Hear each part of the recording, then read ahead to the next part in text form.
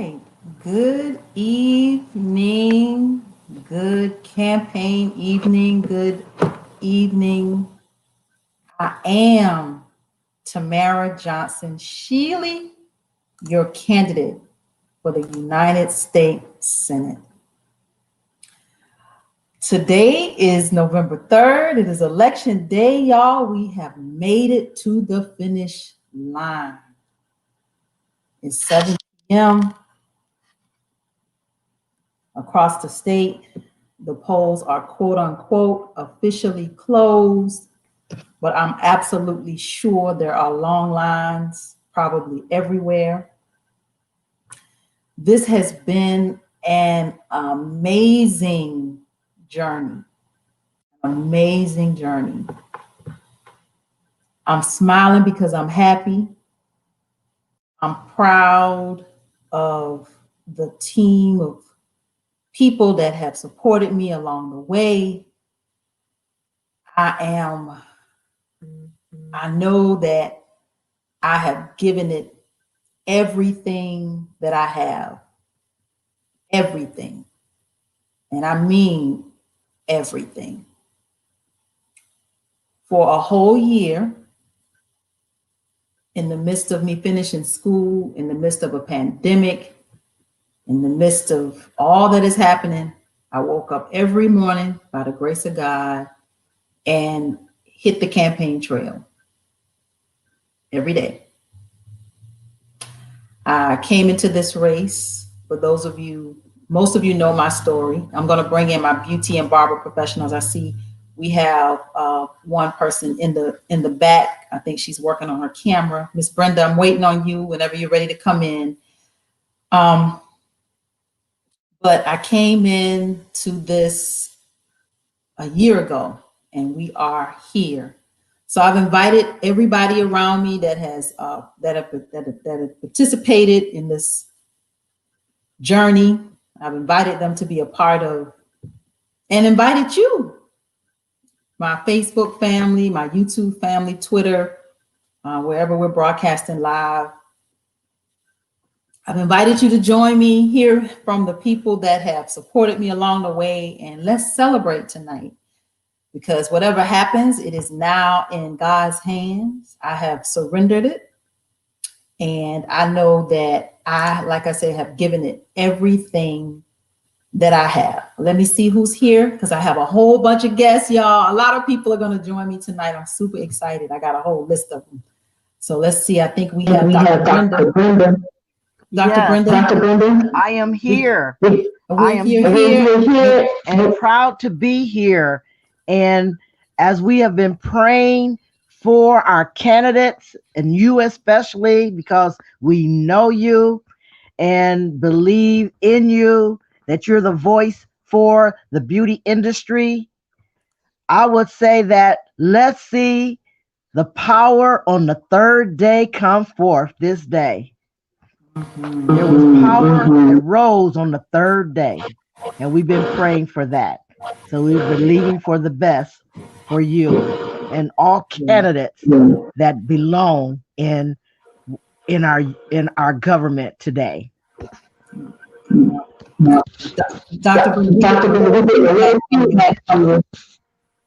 Okay, I don't know what it is. There's nothing on. I have everything quiet. That's okay, but I'll let you talk. I think I'm gonna mute myself while you talk, but I want you to share with our viewers and our audience tonight, like politics, beauty, and barber. I'm hopeful that some other professionals are going to join. I've invited them, so I'm sure they'll come on it tonight. But would you tell the audience, Dr. Brenda, what politics, beauty, and barber is about? Well, it's about unity of the industry of beauty and barber. In my state of Ohio, we've been fighting bills and Senate bills and House bills that will affect the beauty and barber industry. So when I became acquainted with Concerned Beauty and Barbers professionals and the politics, beauty, and barber. I was glad to be a part because it's statewide. My state is not the only state that's having problems with Senate bills and House bills and legislation that's going to change our industry if we don't fight for it. Politics, beauty, and barber are statewide. They're advocates, and we should be a part of it statewide, citywide, so that we can go forth and save our industry. And that's what we've been doing. Maybe I'm gonna explain it a little too.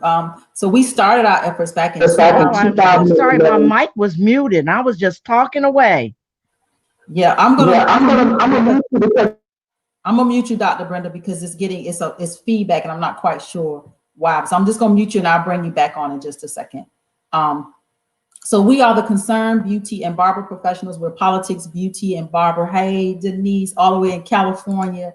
Miss Robin, we look forward to having you in just a little bit. Hey, sis. So yeah, we are advocates. We fight nationally for higher health and safety standards. We educate ourselves continuously. And this is why Georgia was one of the few states that did not shut down like other states. And I took a lot of heat for this because I didn't want to see the beauty and barber industry shut down. I didn't want to see that happen because we are trained in health and safety and sanitation, infection control. That is the foundation of the training of the beauty and barber industry. So when COVID hit, this was the opportunity for us to really show what we were made of, and we could get out here and with extra precautionary measures that we definitely had to take, new procedures, new protocols. We were prepared. We were frontliners, and they look at getting these personal care services as if it's a luxury, and it is. However, we have been trained in the health and the safety and how to keep people safe. So we had already been doing this. So I actually wrote a book. There also came, every state had guidelines for us, but the beauty and barber industry, those of us that definitely are part of our organization, we were prepared for this, weren't we, Dr. Brendan? I'm going to unmute you now. Yes. Throughout our learning and the renewal of our license, health and safety is a part of the renewal of the license process of beauty and barbers. So we really should have been essential workers. And that's one of the things that we need to change if there would be another shutdown. Gotta be you again. So yeah, our industry, like I said, we're trained in health and safety and sanitation, and that's what we've been all about. I started this organization, and there were twins. I call them twins. We're the Concerned Beauty and Barber Professionals, and we're Politics, Beauty, and Barber.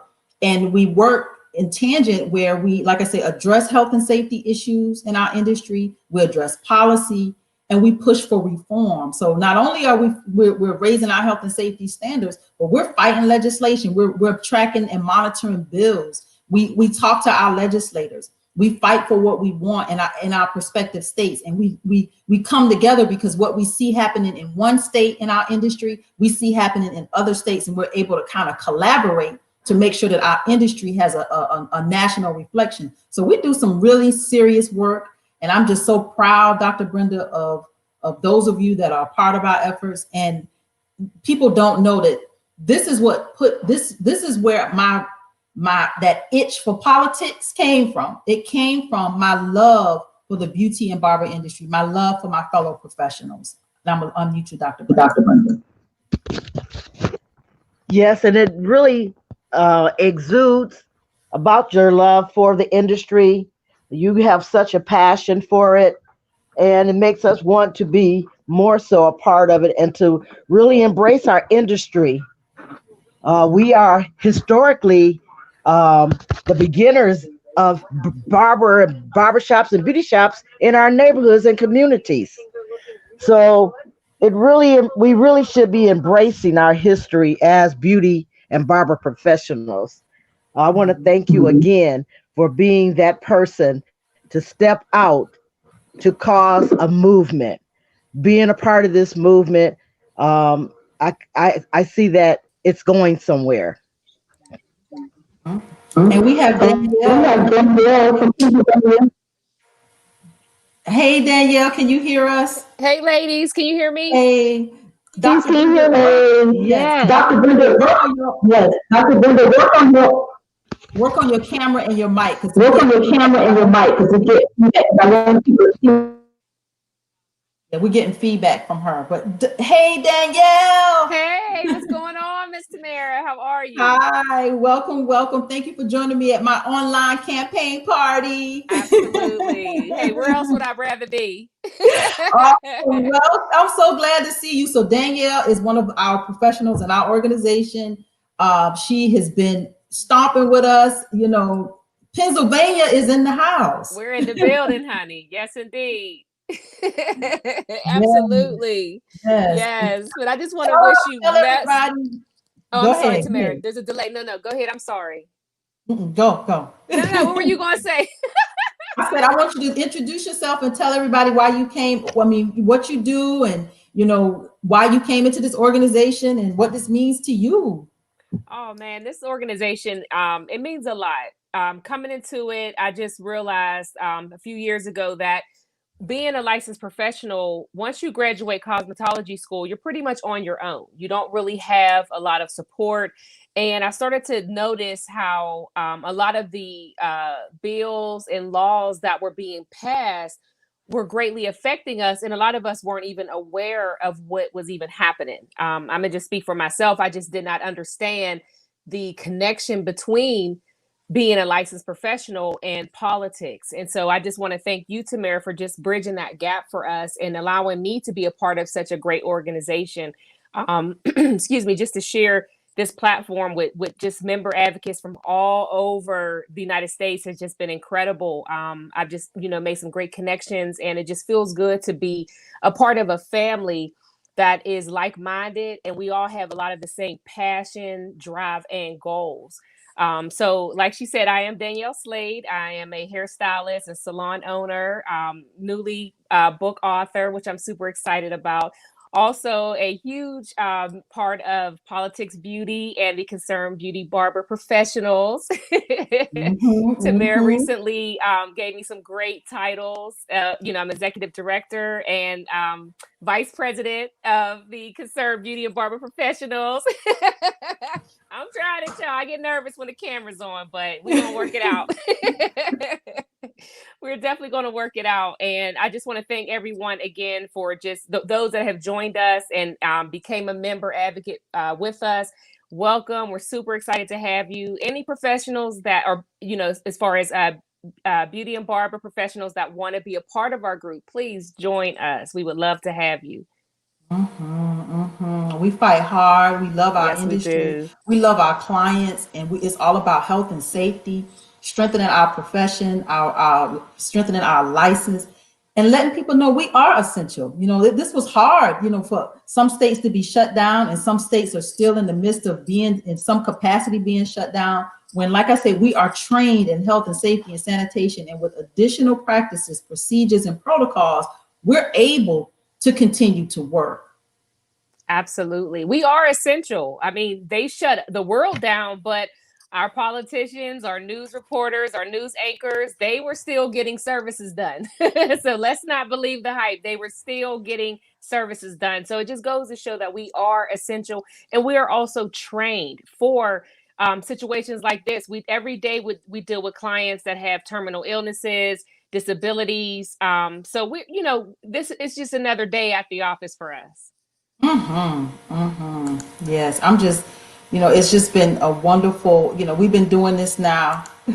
We've been doing this now for since 2011 as an organization, and we are just, continuing to build and grow and, keep people safe in our salons and barbershops. I mean, you want to go and get Absolutely. personal services, and you don't want to feel like, you're going to leave there with something you didn't come in there with. So we're that's what we do. We keep people safe in these environments. Absolutely. And we also help people feel better about themselves, because when you look good, you feel good. So what better way to, just kind of fight some of the depression, the anxiety, the uncertainty that we've all been dealing with in this pandemic, go get a service done, get your hair done, get your hair cut, do something, take a spa day, do something for yourself. That's what we are here for. And I think people appreciate, it is about, a lot of it is mental health, because, just coming and taking a break and feeling good, looking good and feeling good goes hand in hand. Absolutely. I definitely agree. That's all I've been hearing since we reopened. So everyone is They happy. missed you. They missed us. They really did. And it has really been a blessing to be reopened and to, start servicing our clients again.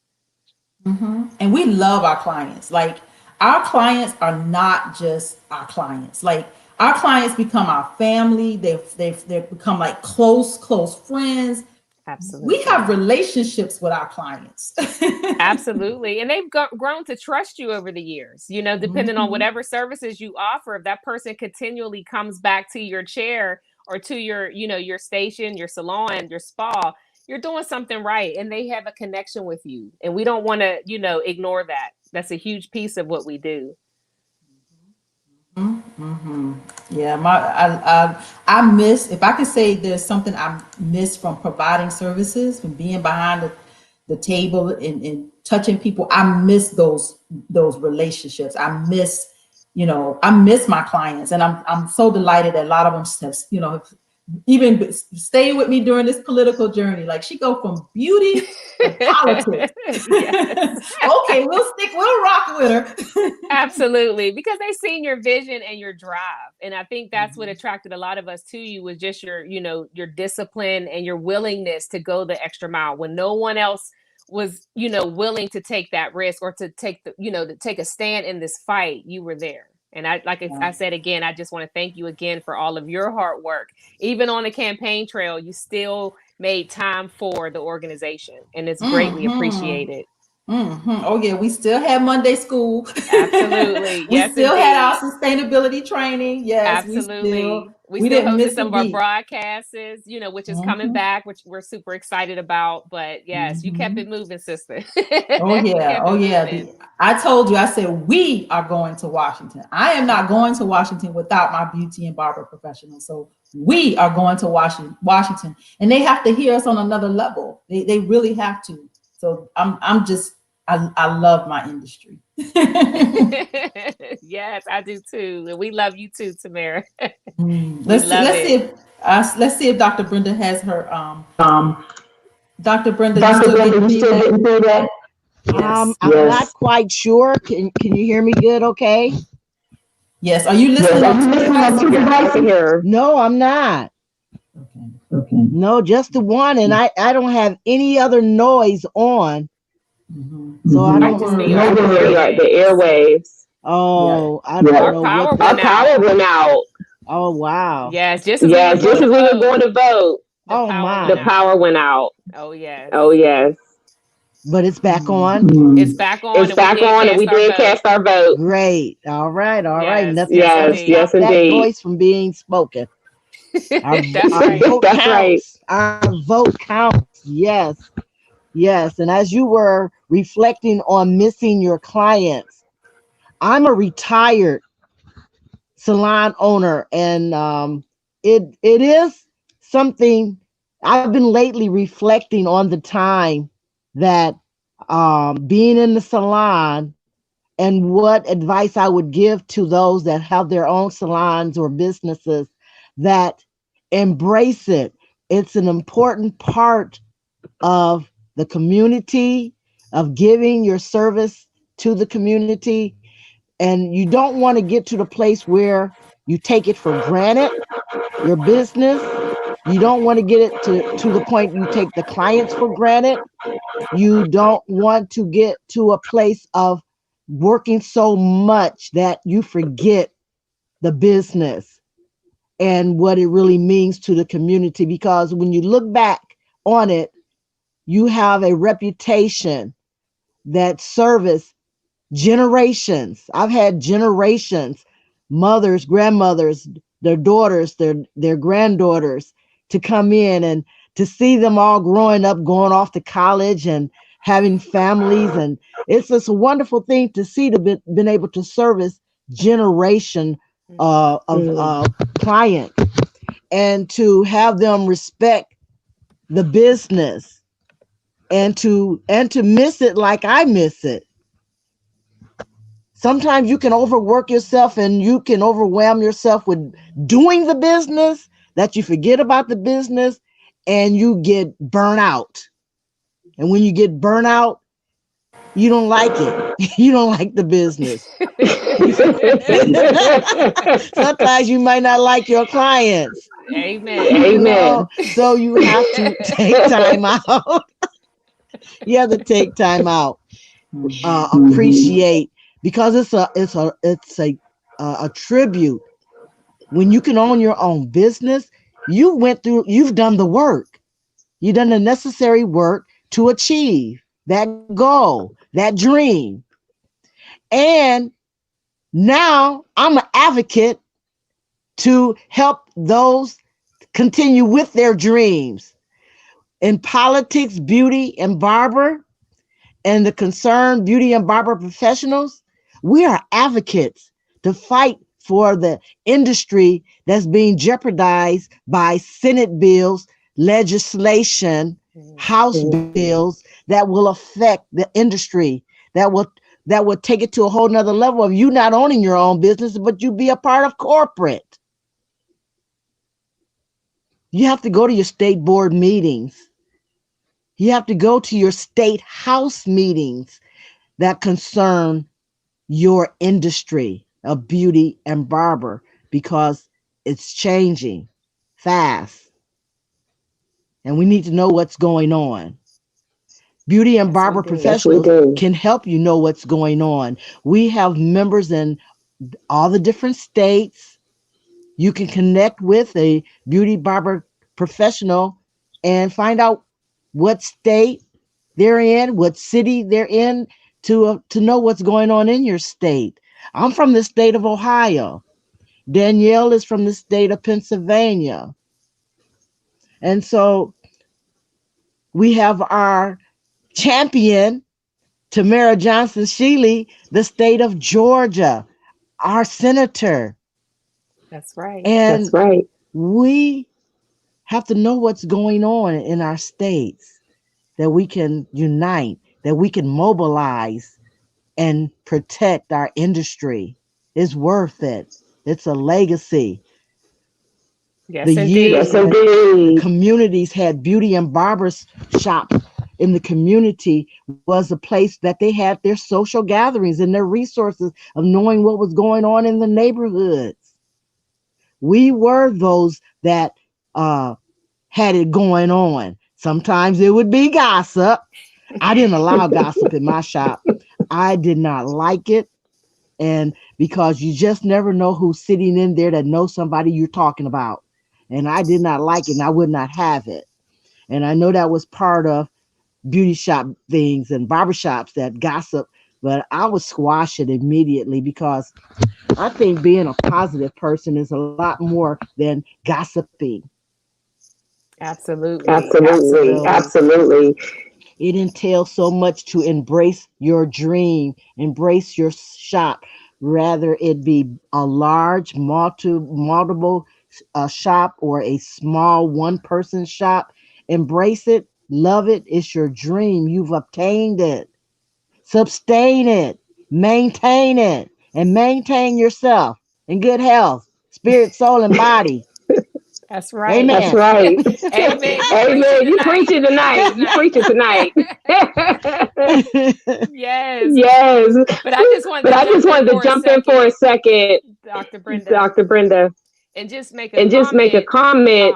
Piggybacking off of what you had just said, where I just attended a virtual state board meeting, and it was really awesome, because in the past I was never able to attend because the meetings are held 6 hours away from the city that I live in. So, and it would be during the winter months, which is a little bit difficult. If you're familiar with the Erie, Buffalo, New York area, we get pounded by snow. So to have this opportunity to be able to attend these meetings virtually, it was just a great opportunity. And one thing I do want to touch on is that there was recently an act, I believe Act 53, that was just passed, which can jeopardize a lot of licensed cosmetologists and barbers, where if you are convicted of any criminal activity, you can lose your license. And a lot of us had somewhat been aware of it, but to have them actually sit down and talk about the different different types of crime that could jeopardize your licensure, we were also able to decide which ones we wanted to take off.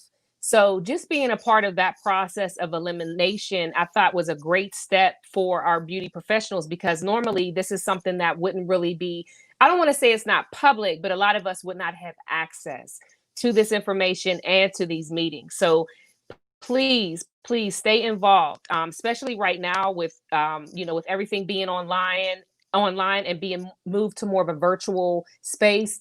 Take advantage of these opportunities. Do not, you can't just sit back in the shadows anymore. These decisions, these legislators, these bills, they are affecting not only our licensures, but our future professionals. So if you're a cosmetology teacher, instructor, you own a school, you have to pay attention to what's happening in Washington and in your local state.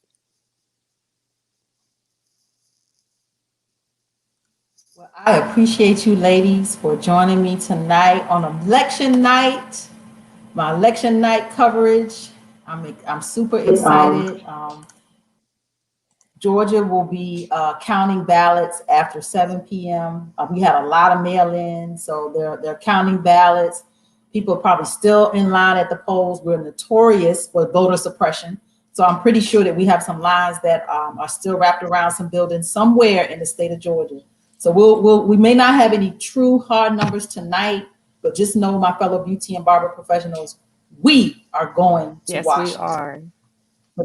Yes, we are. So thank you, Dr. Brenda, and thank you, Daniel, for joining me tonight. It's been a pleasure. Thank you. I'll see you in Washington. Absolutely. Absolutely. Woohoo! Woo-hoo! Good night, ladies. Good night. Good night. That was my fellow beauty and barber professionals. In just a minute, I'm going to bring in my Be the Power and ADOS family. You don't get anywhere by yourself, and I haven't gotten here alone. People kind of see me move. I kind of like to ride and move kind of solo, but just know that there's great people behind me, and I wanted to share tonight with those that have been a blessing to this candidacy, been a blessing to my campaign. So I'm going to bring in my Be the Power family. Let's see if my brother Naheem is here. Let's see, add you to the stream. Here you go. Hey! Peace. How you doing, sir? I am wonderful. Let's see if my brother Logic is here. Let's see, add him to the stream. He's here as well. Peace, peace, peace. Hey, family. What's up, fam? What's up, fam? We made it, y'all. We made it. Yeah, we here. Right. We finally That's here. right. Finally here. We made it. We got some ADOS family that's supposed to jump into in a little while. Be the Power, my ADOS family. We made it. Election night. It's here. We did it. That's right. We did it. I mean, you keep marching towards that finish line no matter what. And to be here right now with our first candidate, reparationist candidate, who is an American, a self-proclaimed American descendant of slavery, it's an honor, and I'm just glad to be in this moment with you, sis.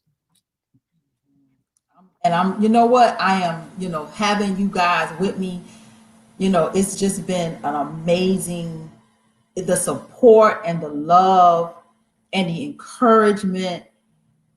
I needed that along the way. So I needed it. I needed it because there were some days where this thing got heavy, it got hard. Mm-hmm. And to know that, you guys were just a phone call away or just a conversation away, or, going out in the streets of Athens like you did, and Brother mm-hmm. Logic down in Savannah. I appreciate y'all. Honest, sis. It was an honor to be a part of your campaign and to you know, take place in this historic moment. And you provided so much inspiration. It was just amazing to just, you know, be in this moment, sharing this history. And I'm glad I was a part of it, man. And you was so inspirational. Your courage, your dedication, your fearlessness, all of that was a testament to what's needed, not just now in this moment, but in the future as well. Mm-hmm. Yeah, I can, being a ADOS candidate, I told y'all this sometime before. I said, I've run 4 times, but this was the first time where I really got the opportunity to be ADOS, to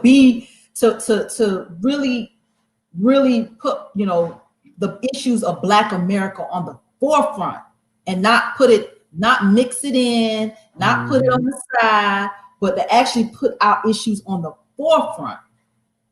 And just having that opportunity with my candidacy this time really made a lot of difference to me. Well, for us, on this side of things, we speak about it often, and we speak about how significant your incomparable run is. We've never, I don't think that, at least in modern times, we've never had the type of advocacy on the ballot that we have now.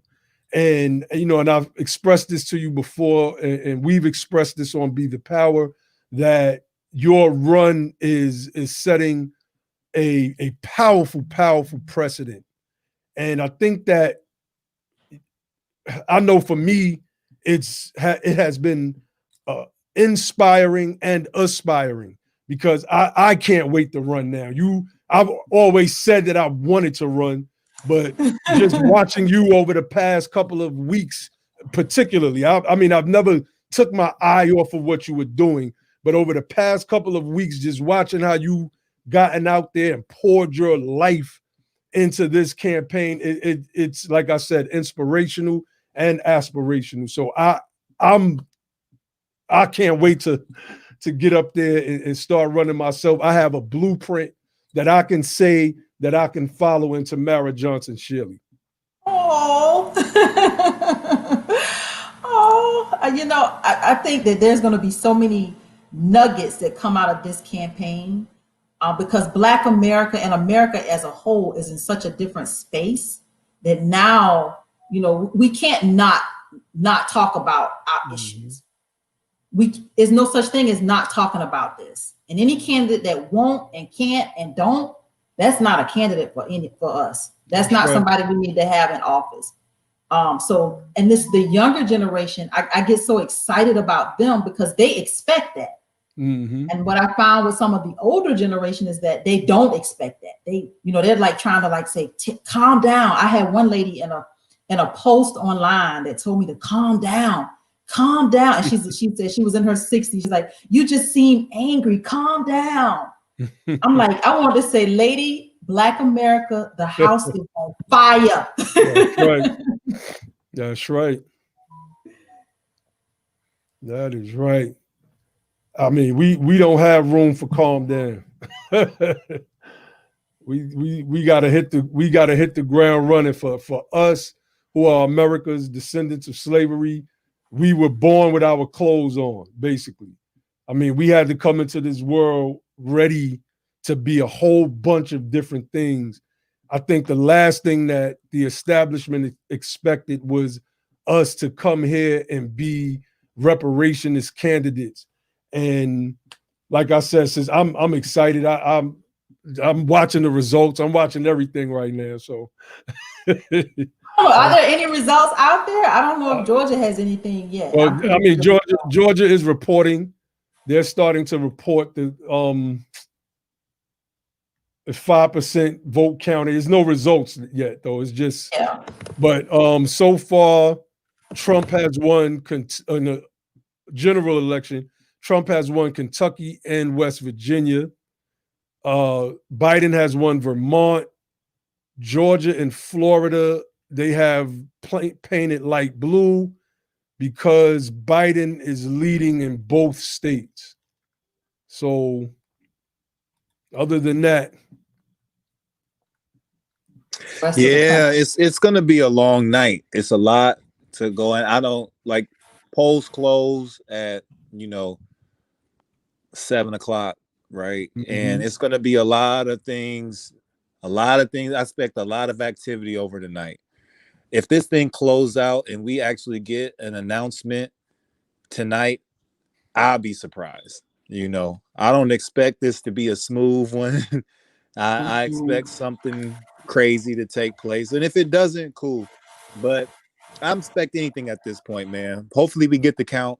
Hopefully we get the results and we can see where we're going from here, what it's going to look like. But Biden just won Virginia. Watch. My bad, bro. Biden just won Virginia. Oh, that's good. That's good. That's huge. Call them out. Call them out as they come in. Report as they come in. Oh yeah. Oh yeah. Well, ultimately, only thing I've been concerned with in this election is Tamara Johnson Shealy. I don't really. Whoever else get elected is really insignificant in my mind. You know what I mean? At this particular moment, I just have lost. There has been no one who has really spoken to my policy issues and my values and my political viewpoints, other than, the sister. So that's my senator, no matter what. That's and, right. Although I keep an eye on everything and we report on everything, but I don't support everything. And I don't support everybody. You know what I mean? I'm very, I hold my vote very serious. I take it very seriously because it's a serious thing, and I do not cast it loosely. You know what I mean? I don't feel like I don't do consolation votes just because well, I got to do something with it. I just got to spend it. I just got to spend this vote. And I don't just do that. Nah, either you earned it or you didn't, and that's just how it is. Yes, that's just how it is. So I'm excited to see what happens. I'm gonna be paying attention. Hopefully, get what we looking for. And man, I'm gonna start my New Year's early. So tell us, how do you feel right now, Sister Tamara? What is your disposition right now? Are you anxious? Are you excited? Settled? What is your mood right now? So I kind of got into this mood actually maybe earlier today and kind of settled there where I know that we collectively have given this all we have. We use our resources wisely and we did all we could. And I feel like, what's that sports saying? You leave it all on the field. Like, that's right. And I feel like I've done that. So it is well with my soul. Because I knew that when I came into this race, it was way bigger than me. I knew that. I knew that, this is a statewide run. It would take the hand of God to do a lot of stuff. I could only do what I knew to do. And I did that. And it is well with my soul. That's great. That is great. Yeah. I saw the first portion and I was like, well, the sister she radiating. She got a nice smile. I'm liking this energy, man. That's all I wanted to see. I'm glad she's feeling good. She's sounding powerful and energetic. And that's all we want at the end of a long, hard fought race that's, depleting in every way, exhausting in every way, and when we get to this moment, if you can still have that type of energy, that's outstanding, man. Again, this is historic. This is inspirational. Everyone who think that something like this can't be done or attempted, they know that it can now. So we've knocked down that barrier and that wall of people who think, well, I can't do it because of what my platform may be or what I feel like I want to run on. One thing I think that was really paramount in what you did was you ran on what you wanted to run on. You talked about what you wanted to talk about, and you gained traction doing it. And you didn't have to toe any type of line. You didn't have to be captured and constrained to how purely you wanted to speak to these things. You were able to be yourself, run as an authentic candidate, representing democracy for the people that you felt you were representing. And that's what I'm looking for in a society today that seems like democracy is evaporating and that the republic is unraveling. You gave me that last bit of hope that it can still be exercised in today's time. So thank you, Tamara. I love y'all. Same here, And sis. we love you too. That's right. We love you The too, whole sis. BTP fan, we would have had the other brothers on, but we had to split operations tonight. We had to have a BTP presence somewhere else, and we wasn't gonna miss this for the world. That's right. That's right. I appreciate y'all for joining me for this half hour, and it's just been a journey that I could not have done it because it got rocky along the way, and I needed you brothers to kind of pick me up a little bit. Come on, let's dust this off. What they say, brush your shoulders off. That's right. That's right.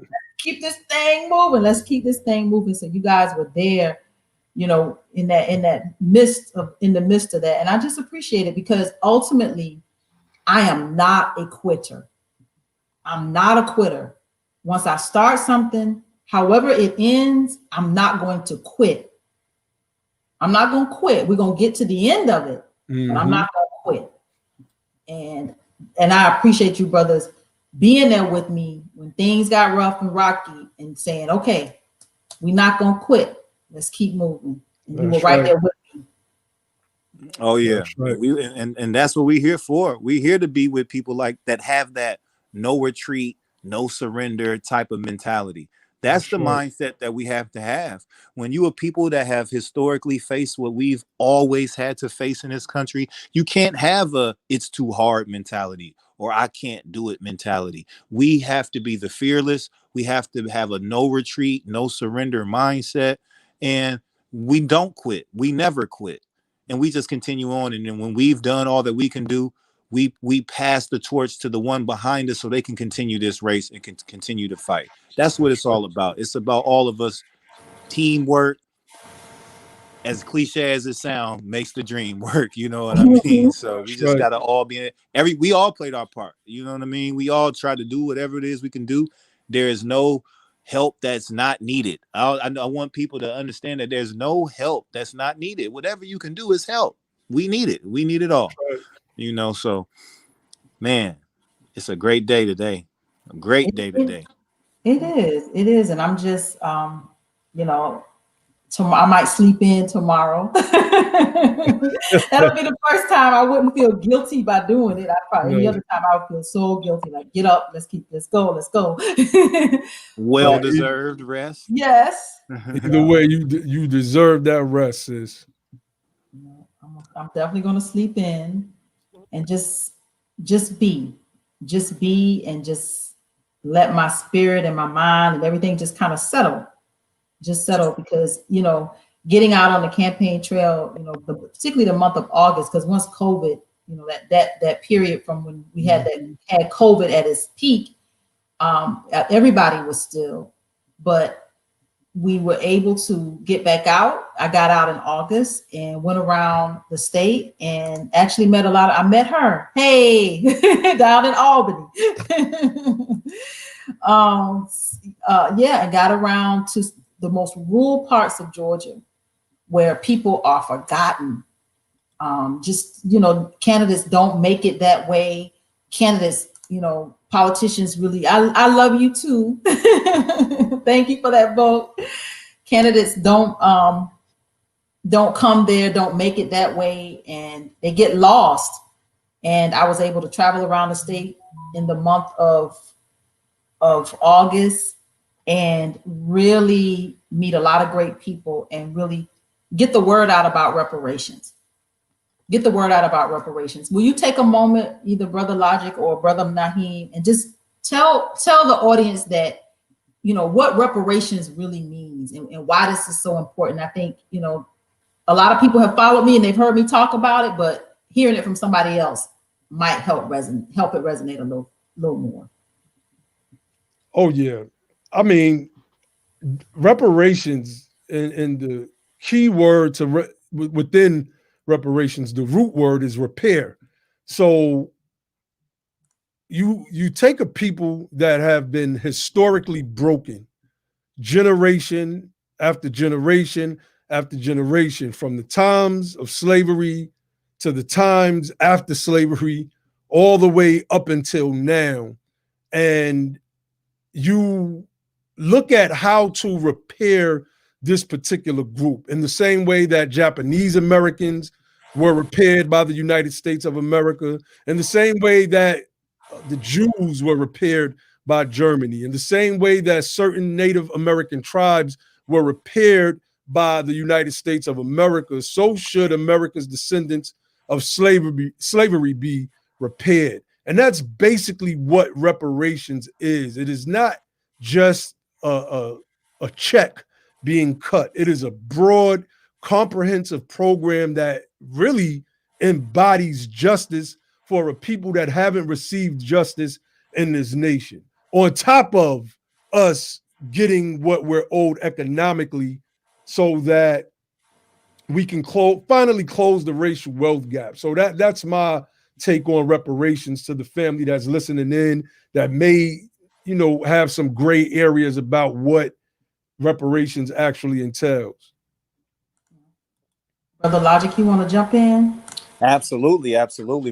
As a reparationist, me and my brother, this is what we do. This is our work. This is our legacy, our life's mission is to be advocates and warriors for reparations. And reparations is adding on to what Naheem was talking about. That root is to repair, right?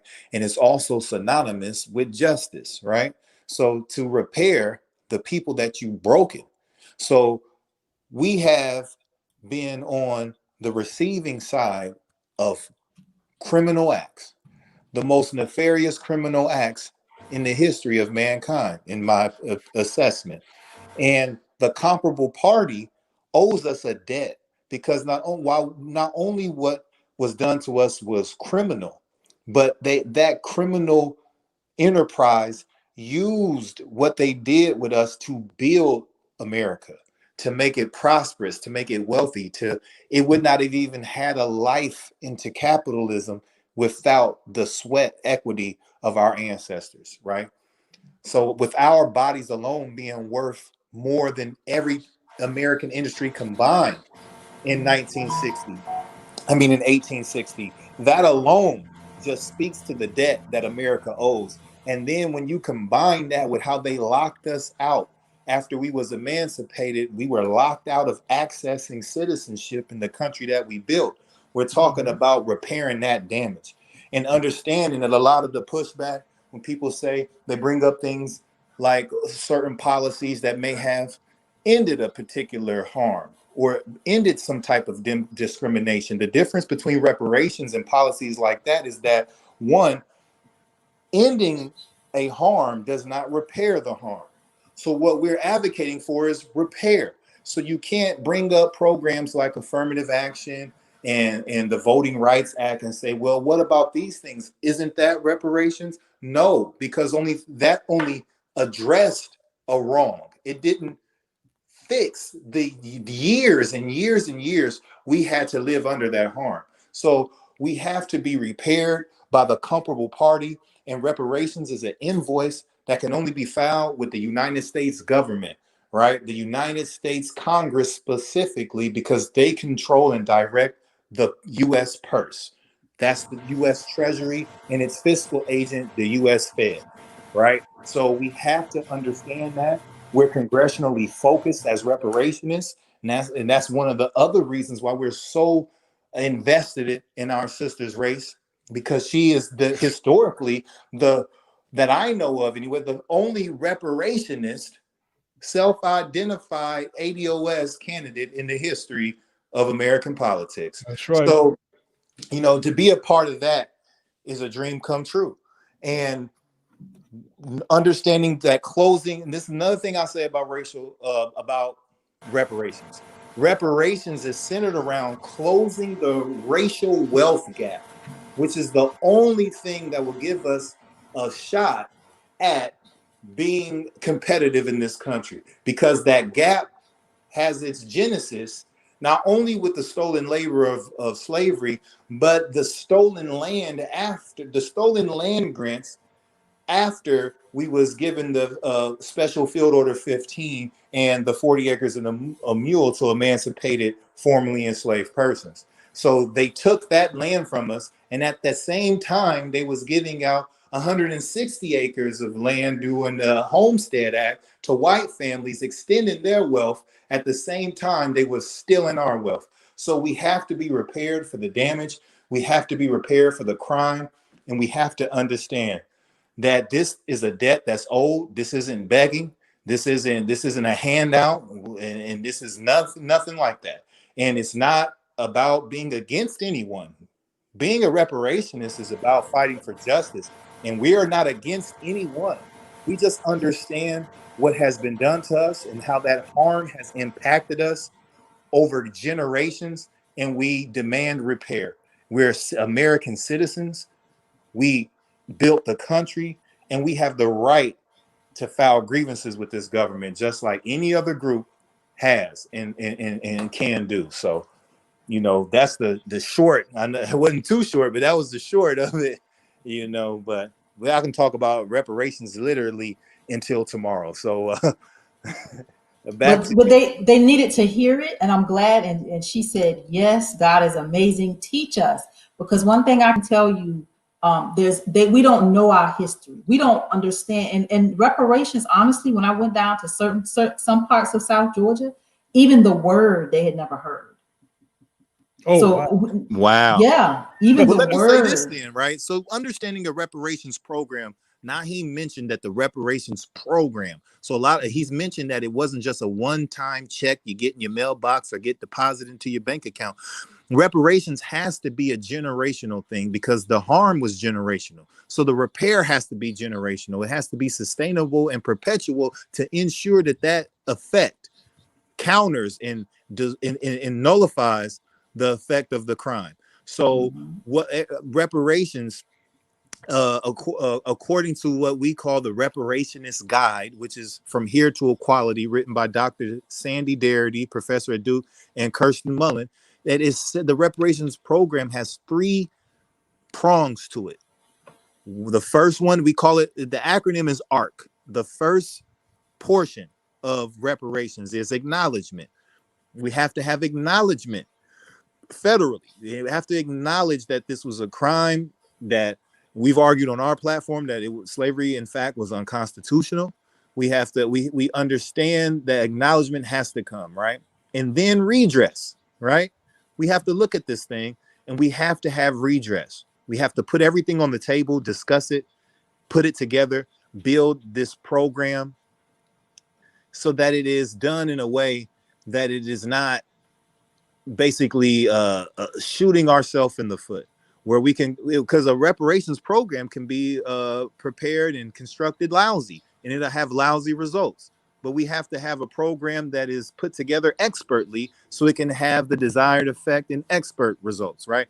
And so that last part in ARC is the C. The C is for closure, right? So the reparations program has to be designed in a way that it will bring about closure so that there will be no need for us to bring this grievance to the government again, right? So if it's done lousy and it doesn't have the transgenerational and the intergenerational impact that it needs to be designed to have, then it will not have the closure that we desire. And then we'll have to bring this up again, right? So justice would be to design a program that is specific enough and has enough specificity to repair us and sustain us over multiple generations. That's good stuff. Like I said, they've heard me talk about it, but hearing it come from somewhere else, and I've always said to when I talk about reparations, like, this conversation is bigger than me. This work is bigger than me. My job and my candidacy has been about getting us to Washington to create the infrastructure to do this work. I just want to go and create the agency, the house. And here's the furniture, here's the plumbing, here's all the everything that's going to make this house be a home and be an opportunity for us to get what we need as a people. So I'm just, like I said, this was always bigger than me. She says, wow, good stuff.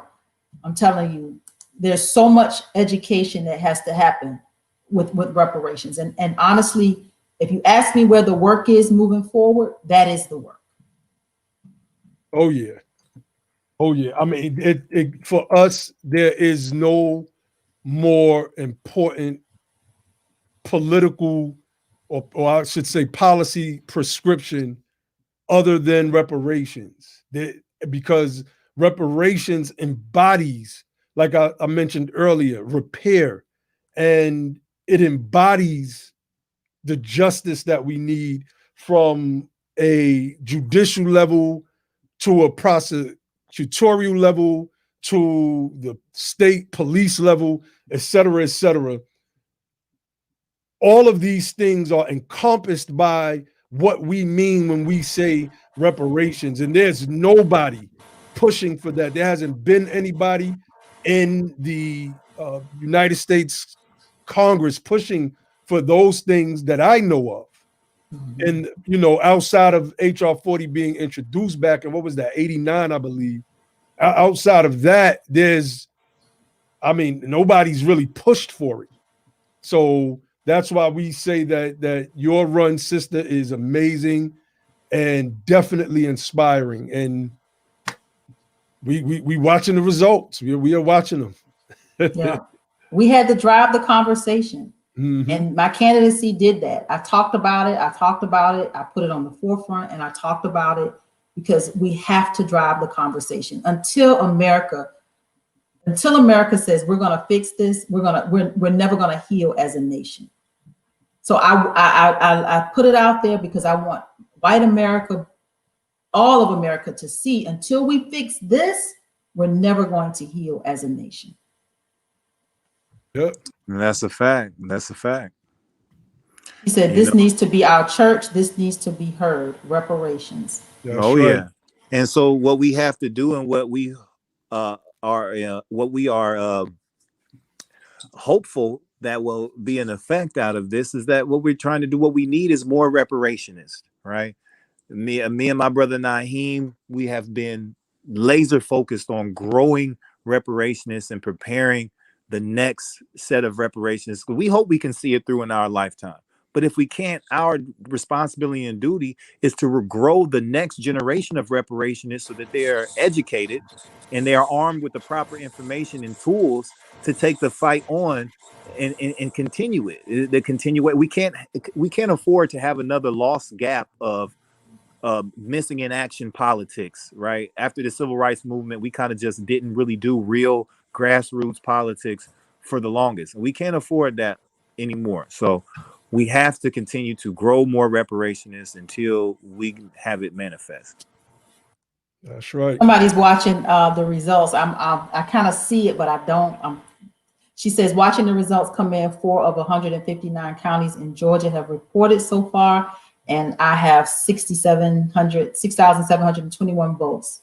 So we'll take it. Those are people that hear the message. They see the fight, understand that this is a candidacy that is rooted in what it takes for America to be all that it needs to be for all of us. So I'll take it. I'm excited for every single vote. I'm appreciative for anybody that could hear and see all of this. So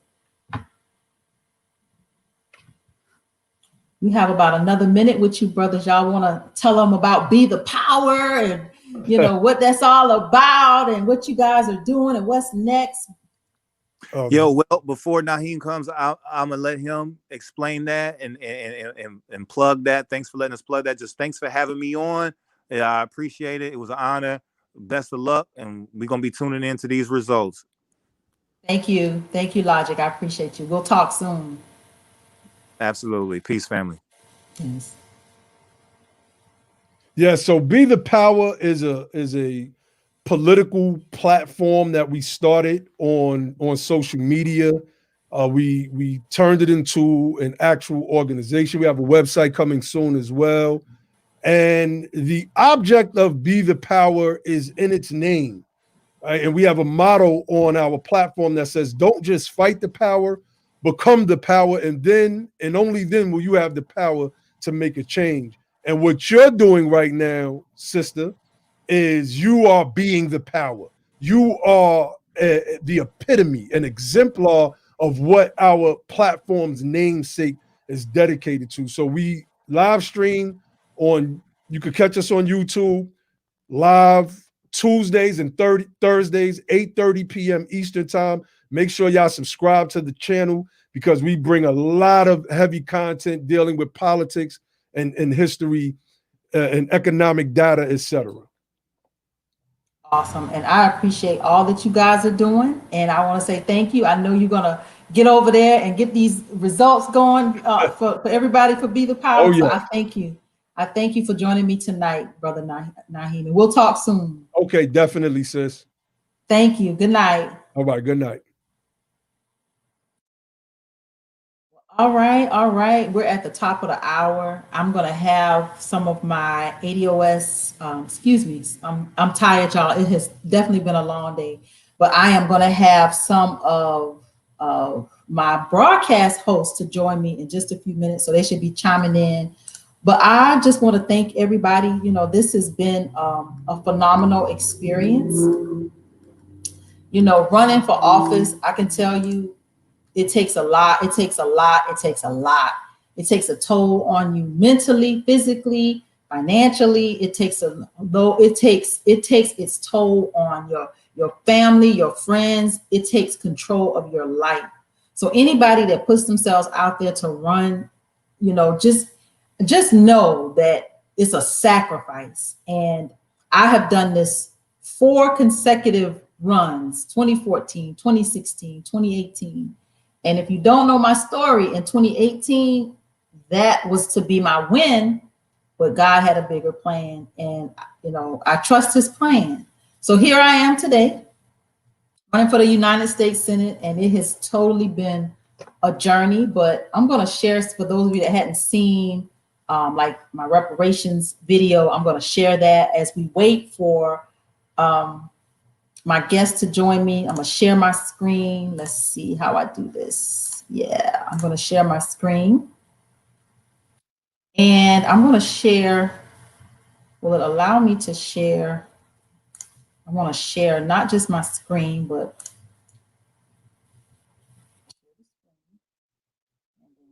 share the audio. So awesome. So I think I got it, y'all. So we're going to make this a little bigger. And let's let you see if you've never seen this video before.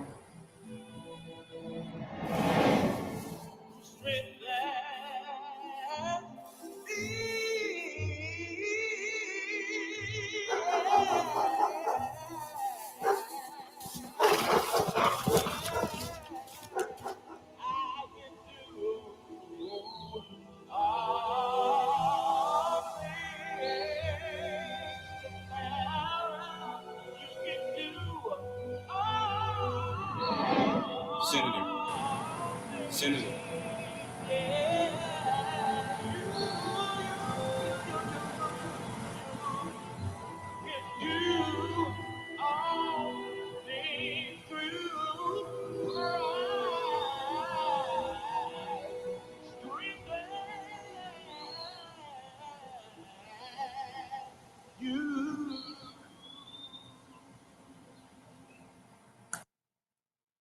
So that was my video, guys. For those of you who had never seen it, that was a video that I put out very early in the campaign to really like show, you know, who I was and, you know, why I was running and what reparations is all about.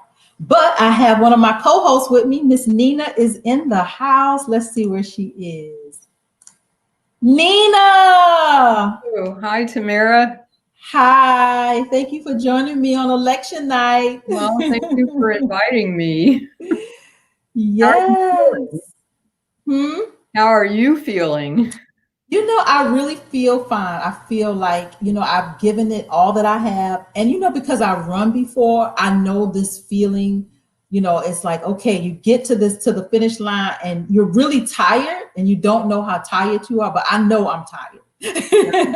Okay. Like, because I've run before, I know I'm tired. So I said tomorrow will be the first day out that I wouldn't feel guilty if I slept in. I hope you get to do that.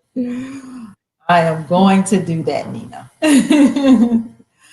So I asked you to join me. David will be here, and Ken. We have some more guests that are going to join us. But I just want to thank you for co-hosting the Tamara for Georgia broadcast with David and really speaking to the issues, Nina. And I just want to say thank you.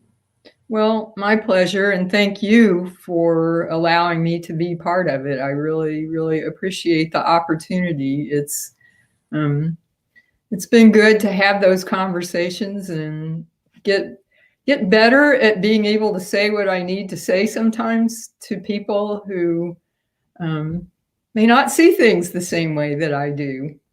So let me tell you how tempted I was today. So where I live at the elementary school I live two houses from the corner, and then there's an elementary school across the street, and that's a polling place, but it's ironically not mine. But right out front, there was a white gentleman carrying a huge Trump banner and a huge American flag when I came outside. So I saw him over there, and I know he saw me. I'm a Black woman in this neighborhood, so of course he saw me come out. Yeah. And I said, "Good morning, how are you?" And he said, "I'm good, how are you?" And I was so tempted to go over and have a conversation with him, but I'm like, maybe not. But I was tempted, Nina. You were brave.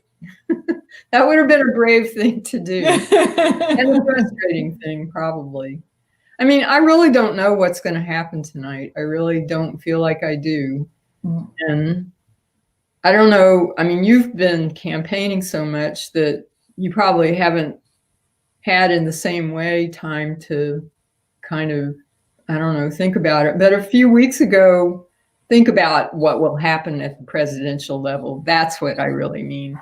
But a few weeks ago, I just kind of hit this point where it was like I didn't want to be held hostage in the present about what might or might not happen in the future. And I just kind of, I don't know, got in some other place about it. Did you kind of zone out and say, you know what? I'm just not gonna think about it. Like, where did you go with your thinking? It wasn't that I wouldn't think about it. It was like I didn't want to feel anxious about something that hadn't happened yet. And until I don't know, I don't know what the outcome will be. And so it's not really zoning out because I've been, reading headlines and stuff. I just haven't been obsessing over it because I can't really control it very much either. She said, that makes sense, Nina. Yes, it does. It's like we really can't. It's like you can't give that energy, that good energy today. And you're a yoga instructor. So, we can't give that good energy today to tomorrow. Right. In this, what if this happens? Why? When all I have right now is today, and I need this good energy today. Yep. That's it. There. Perfect. So.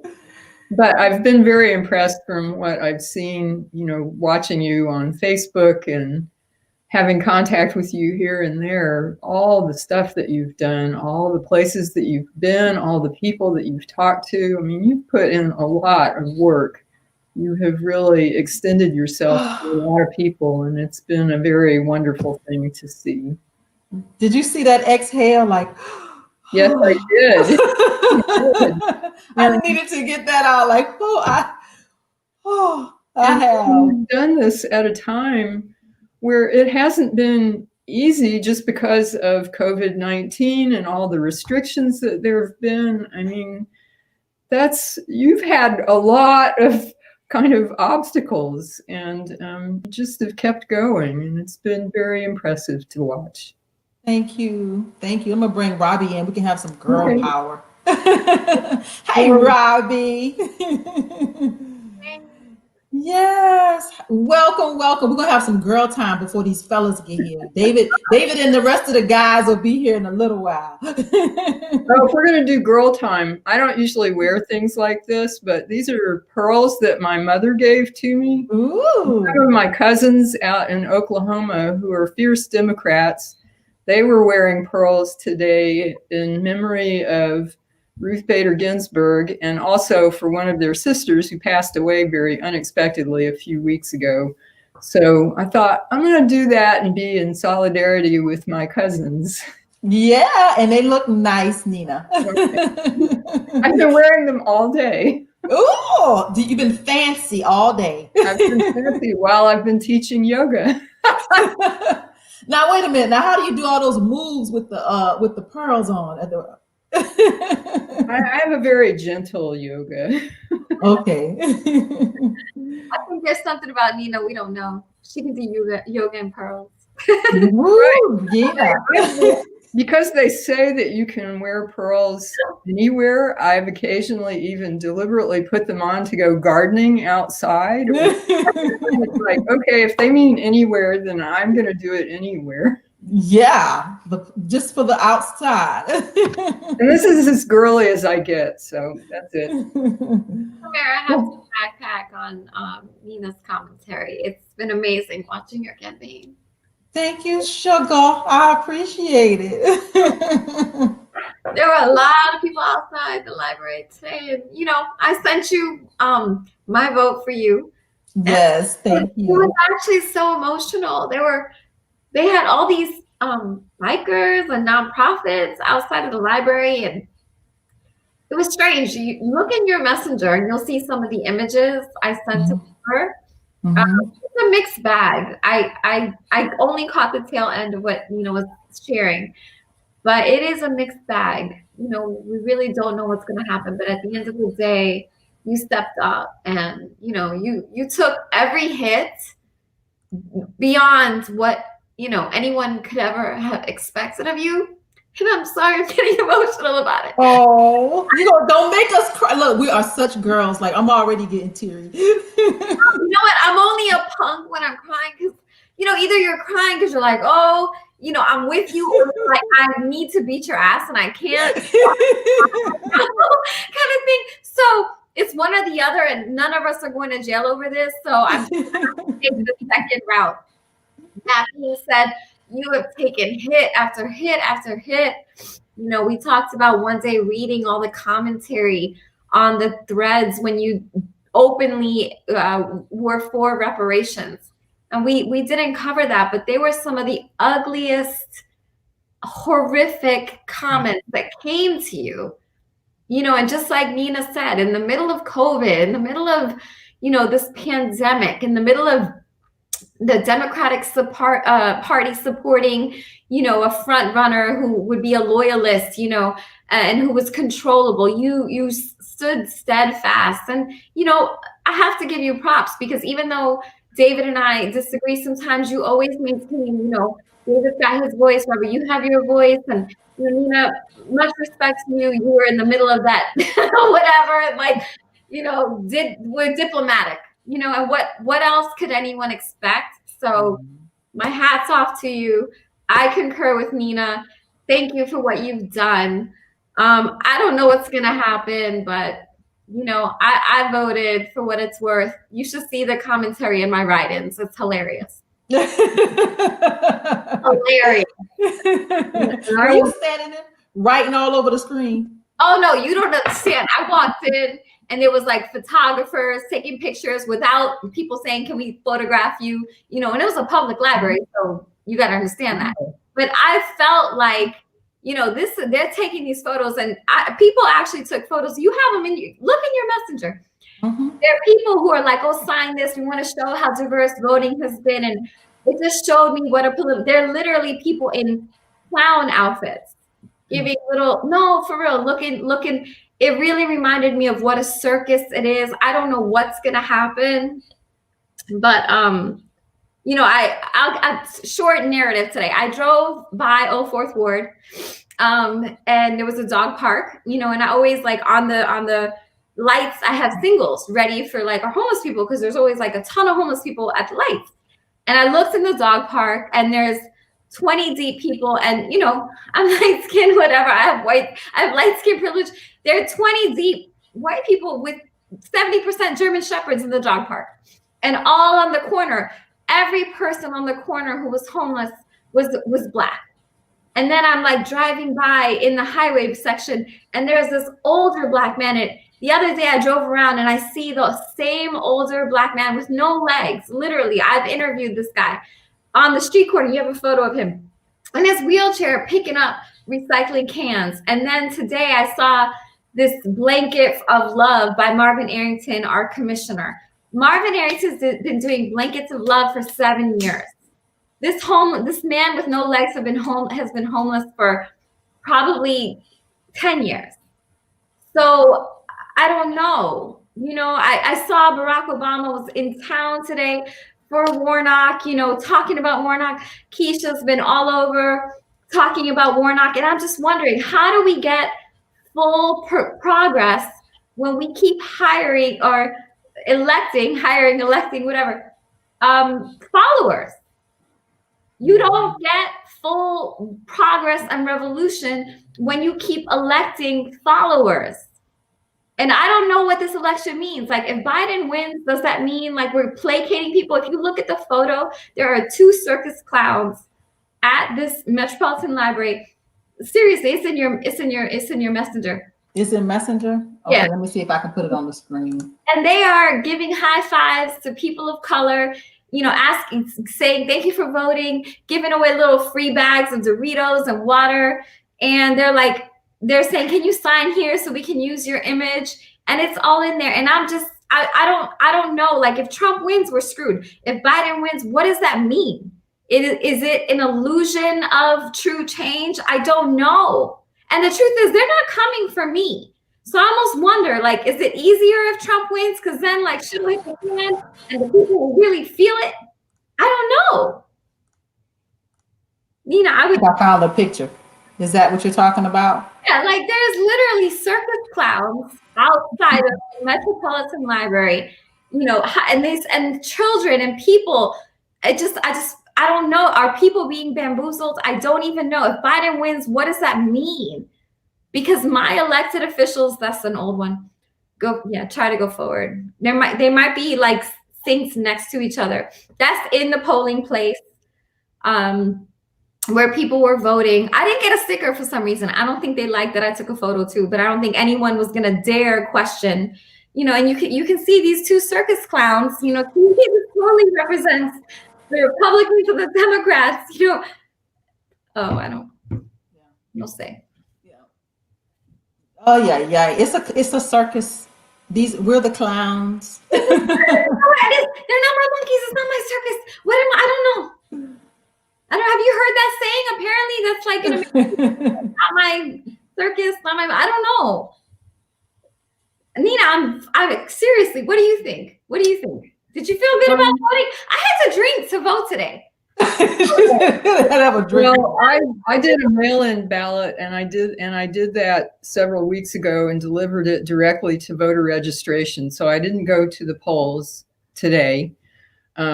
I felt really excited to vote for Tamara. That's the most election or the most personal, you know, ballot I've ever cast for anybody. In terms of the national election, what I hope for if Biden wins is that he is somebody that people can start putting pressure on in a positive way. That I think he has the potential for being responsive, but I don't think it's automatic, and I don't think that it's going to fix everything. I don't think he's a perfect candidate. But to be perfectly blunt, it would be a relief to never see Trump ever again in any way, shape, or form. So those are kind of quick thoughts. I don't know. What do you think? Honestly, what I think is a lot of my girlfriends are married. They're gonna kill me for saying this. Yeah, no, yeah, exactly. There were clowns. I was like, a lot of my girlfriends who are married tell me this, they're gonna kill me for saying this. Tell me they have to drink before sleeping with their husbands. It's a sad day when a U.S. Resident citizen has to have a drink before going to vote. That's what it felt like, and I have not had that issue in my personal life like that, but I have a sibling, and I won't be more specific than that, who I know voted for Trump last time, and I don't know how this sibling is voting this time. And it is hard to kind of balance that. And the sibling and I ended up having a 2.5-hour discussion a couple of months ago that I was exhausted by the end of it. We were actually drinking wine when the discussion started, and I stopped drinking while we were talking. It was like, I need all my wits about me to have this conversation. So, I mean, there are two schools of thought. Like, basically, some people are like, if Trump wins, shit's gonna hit the fan, and the people who are normally protected are no longer gonna be protected, and then they'll actually be inclusive of, the lower income poor people who are normally not included, but basically fed rhetoric. And so my fear is if Biden wins, if that's what happens with Trump, that's kind of what people understand right now, at least, kind of on the in the street aspect of it. But if Biden wins, then people are going to have the illusion of, is change going to come, and are they going to be fed rhetoric, believe it? Is it going to continue, but then really no true help comes? Like, kind of in the same way that this Democratic commissioner, just saying, Marvin Arrington, has been doing, 7 years of blankets for the needy. He's a legacy politician. The third, his daughter goes to private school. The commissioners at Fulton County are voting themselves travel benefits, I think up to $50,000. They're allowed to have secondary careers. So it's a part-time position, but they make over 40 to 50 G's when their districts are, in shambles. And really what's heartbreaking to me is when I see Obama come and say, you have to, like, Obama endorsed Warnock. The Democratic Party, like, they rode a fine line. I mean, I saw nonprofits out there who have been there for years collecting funding out there in front of the library, collecting funding.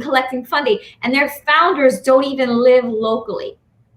They don't even live locally. These are people who are making nonprofit salary their entire families live off of this the same way our politicians do. So, and these are Democrats. So we have Trump, like, we know he's the ISIS of evil, right? But then our Democrats are like the cheating husband who's like, but I love you. Yeah, and I've heard arguments like that before. What do you say to that? Like, what's happy about choosing between that? Well, yeah,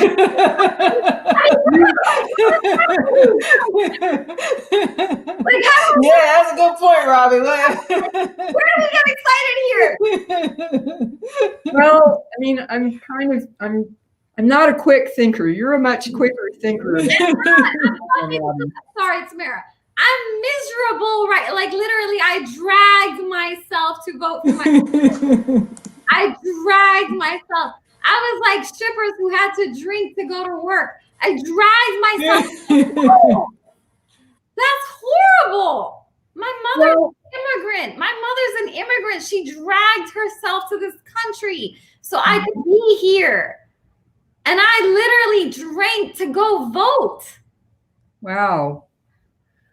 I mean, all I can say is, I'm older than you. I don't know how much older than I am. So I was 18 the first time I voted. I was living in Nashville, Tennessee. I was very excited to be able to vote. And I vote every time.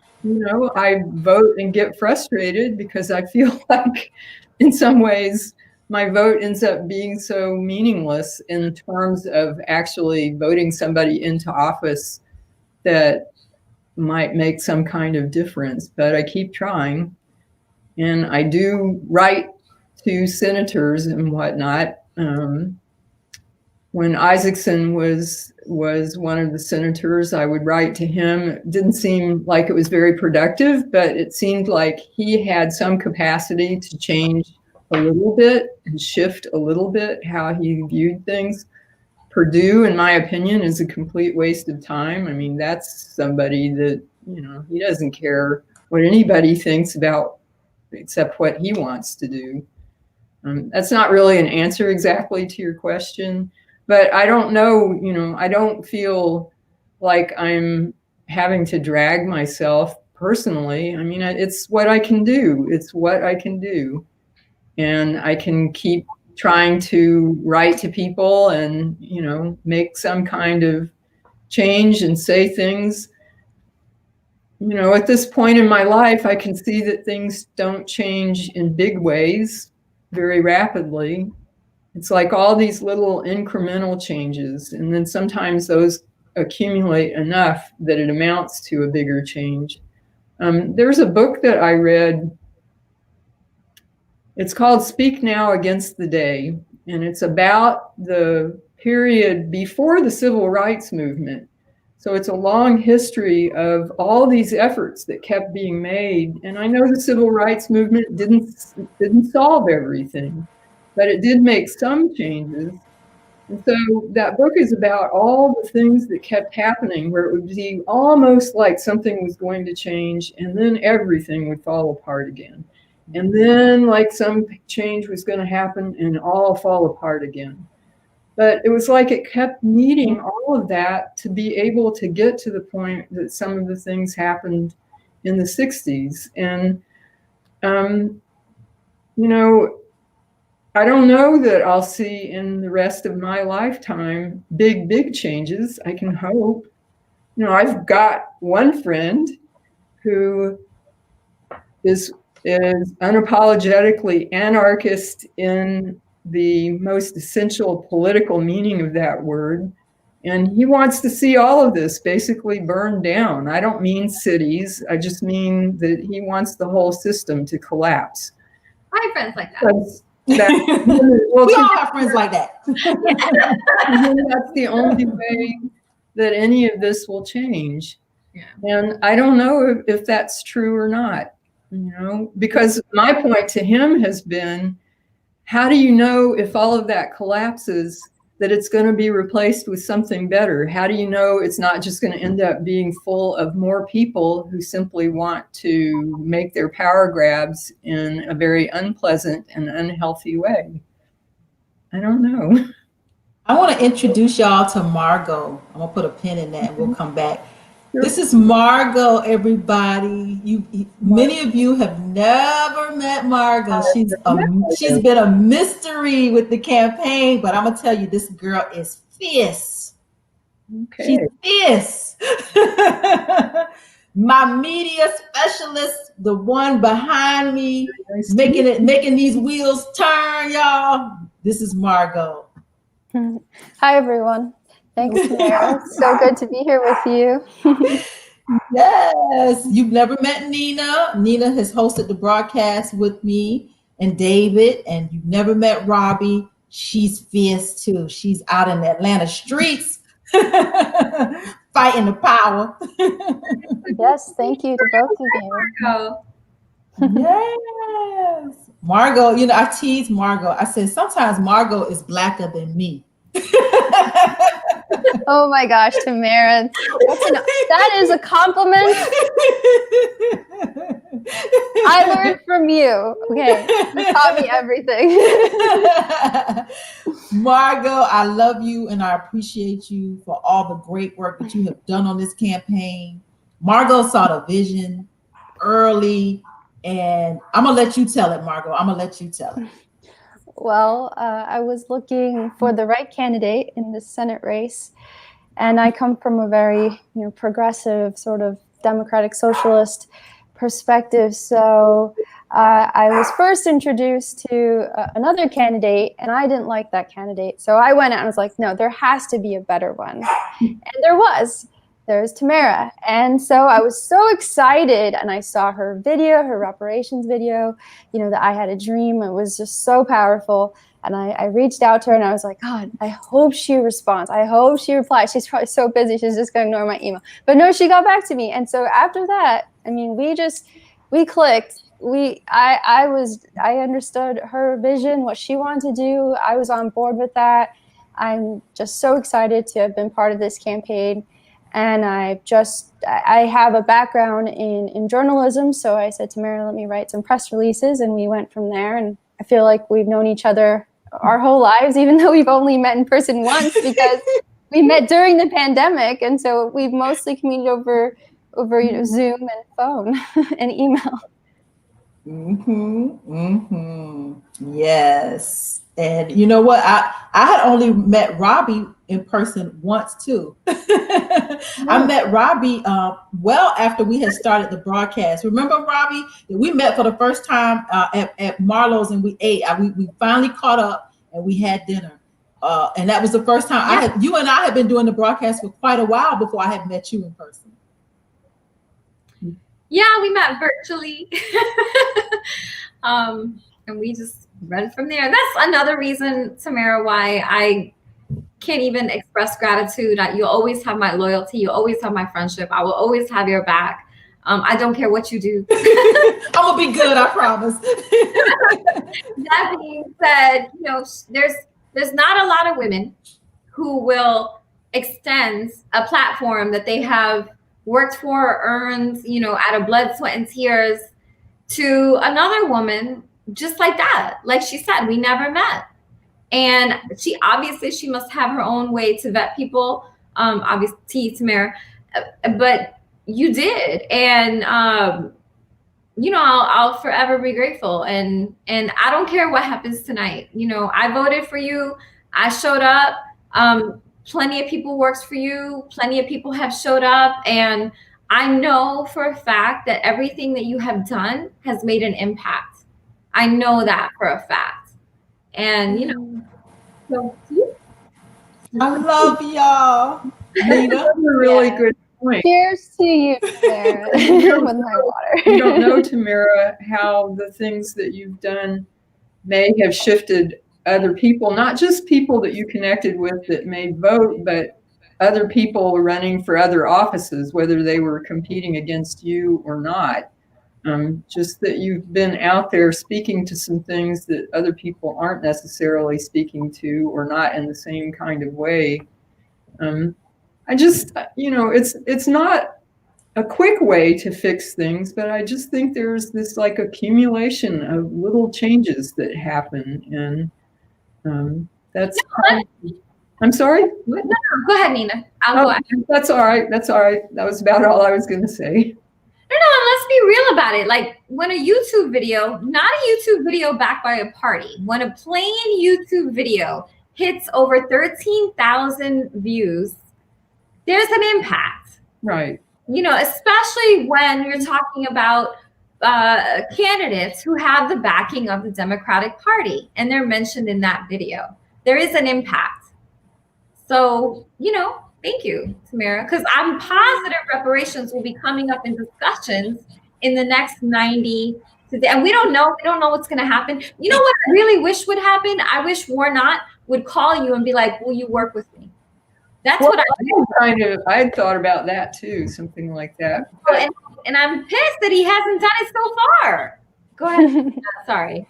But I had a conversation with a neighbor up the street just a few days ago where she was talking about wanting more about reparations to be discussed. This is just, I live in a predominantly white neighborhood, and that was a white neighbor that was talking about that. So I think these little changes happen. Well, it's a no-brainer. When you have to board up businesses on election night because you're afraid of what's going to happen, like really? Yeah. Not clear on what the problem is. There's David. There's David. Hi, David. I thought you were ignoring me. No, David, we would never ignore you. This was girl talking, girl time. You, David. However, I'm going to need to go pretty soon. Yeah, I will let you go, Nina. I just want to say thank you. I love you. I appreciate you. And, you know, we're going to keep going, and we're going to keep, and that book, how you talked about incrementally over time, things change. I totally get that. I get it. And I think my candidacy has totally been a part of this gradual change that's happening in this country. So I appreciate you, and I love you dearly, Nina. Well, I appreciate you, and I love you dearly, and it was very exciting to be able to vote for you. And David, the book that she's mentioning is a book maybe you've read, I don't know, called Speak Now Against the Day, about the history of civil rights before the civil rights movement in the 60s. So that was what I was talking about. Yes. Well, it was wonderful to see all of you. It was wonderful to meet you, Margot, and my very best blessings to you, Tamara. And I will be talking to you, I'm sure, in the near future. Of course. I love you, Nina. Good night. Nice to meet you, Nina. Bye-bye. Bye. Sorry I didn't get on till now. I was I feel like I'm intruding in on the girl talk and the girl time. I don't use the word girl. I meant, you know, a women-centered conversation. You are Busted it up. You are a guest, and you are welcome. Yeah. I was actually just on a Zoom what do you call it,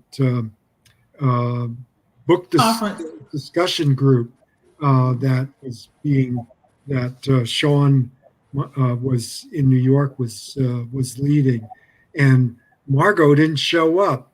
I'm so sorry. I'm so busy right now, David. I know. I'm so behind on the reading too. So it's too embarrassing to show up without knowing what's going on. I did the presentation on, and I sent it to you. I did the presentation on chapter 3. So, thank you. Yeah, but yeah, I mean, I was just listening to what you guys were saying about Tamara's candidacy, and I have that feeling now. What the heck is going on? I haven't had any. Well, I was kind of looking over here. We have, you know, I don't believe Georgia has counted absentee ballots yet, but some of the precincts are reporting. So you know, it's a tight race. Doug Collins and Kelly and Warnock are leading the pack. Of course, that money talks. Talks. So I definitely expected that, but I'm right there, and you know, coming behind them, maybe like 5th or 6th. So I'll take it. I'm not at the bottom. Nope. What is there any information about North Carolina and Florida, because they are supposed to be early returns also? Oh, I haven't been looking over there, David. Look, we're here on the broadcast with family and friends. Are we? Are there other people besides us? I thought this was just a, you know, like a Zoom conference call. David, you are live. This is the campaign party. Everybody's watching. Yeah, David, we'll let Robbie go take a break from us. David, this is my live on camera live campaign party, just like a broadcast. This is not a Zoom. Everybody's watching you on Twitter, on YouTube, on Facebook. Everybody sees you, David. Well, I just did this class on the invention of the white race, so I was a little bit, you know, I had to kind of, you know, catch my breath as it ended it, and I was leading the discussion. He says, "Hi, David. Look, I told you. I've always told David that he has a fan club. Like, David, people know you that you don't even know. They know you, David." Yeah, this is all very hard for me to, you know, process, right? Yeah. You're a star, David. You're a star. Ms. Robin is back. Is back. And Miss Margot, we won't hold you. If you're gonna stick, you can stick around. I know you have work to do. Yes, sorry. You know, my dogs decided to start barking right at this moment. So they were napping all day long, and now they're chasing each other around the house. I'm gonna let you go take care of your baby. I just want to say I love you. I appreciate you and all your hard work on this campaign. And I just say thank you, Margot. Thank you, Tamara. And I just wanted to make one point that it's true that things sometimes they happen slowly, but when we're working at this level, like the grassroots level on the ground, you know, that person to person stuff, you know, it seems like it takes a long time, but then all of a sudden change can happen like that. So we should keep that in mind because, you know, Tamara, you are on the cutting edge of that change. And like your radio ad said, reparations and reparations and reparations. And so that's what we're fighting for, amongst many other things, of course. But that's a big one that we're fighting for, especially in Georgia. So, you know, we're there. We keep pushing, and I'm with you for as long as it takes. Yay, because I'm sure not letting you go. I will come to California and get you. Yep, I know. Okay, I better go calm these dogs down. They're going crazy. Okay, thank you, Margot. Good night. Thank you. Bye, everyone. Nice to meet you. Bye. Where's David? There's David. David. David's like, where's Waldo? Yes, reparations. She said, you don't know, Eric and David, like you are both true politicos. So Kelly Loeffler, she's the Republican darling. The obviously, what's his name? Warnock, whatever, is the Democratic darling. She said, look, she says, I'm riding to pick me up on the way. she with us for the long haul. That's right, girl. I'm coming to get you. Okay, Robbie, go ahead. Help people understand how this works. Like, so the parties back people. These are their, like, you know, ride or die sort of call. They're gonna, you know, do whatever the party says. They're gonna get the funding. They're gonna get the ads. So how does this work politically? Explain politics to lay people. You're asking me to do this? Both of you, but yes, you, David.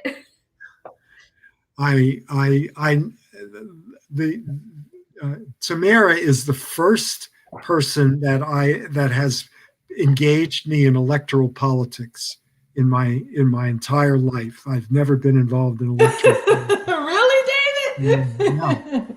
No, seriously. I mean, I've been an activist and I've been, you know, a labor organizer and all of these other things, but I always was extremely skeptical about electoral politics, and I think there's good reason to be. You know, this is the selection of candidates and the way that party machines run is probably one of the most undemocratic, you know, institutions in our. I mean, it's you